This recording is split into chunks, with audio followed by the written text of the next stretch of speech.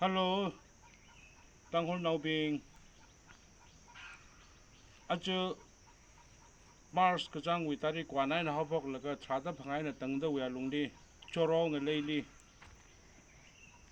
North, East, West, South, all Tang Hol we UFC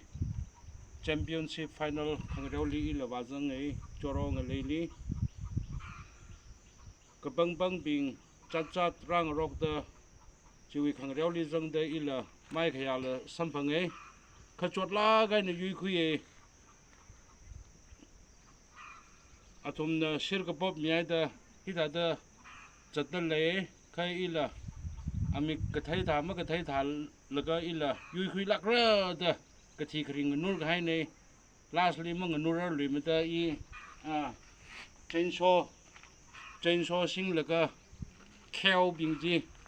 Wevak Yavak Lay the Kaliji Kataji Atom Lama Kangra with the lastly Kavi Sampang Chainsaw Himazang Sasik Kavi Lama Sampang Samre Natumla Championship Chili Wazangai Ka at the Rara Salo Choroli Sampang now say Itum the Ning Sarki Gaji Kangra Bing Lekikam Tamne Ka Kel Hoda Kalaye Miura Ka Ping Pang Lake I live in a night Mishirgi Gijin Manganai Nagi is in the Kalazada Saka Atom Lama Yumini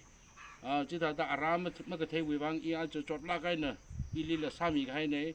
Katala Kavi Samgapang Jiwang Ring Paye he will next Kazangdi Donamena Kale Fue Chilila Wazang Kulikawa East Saturday Nishilagare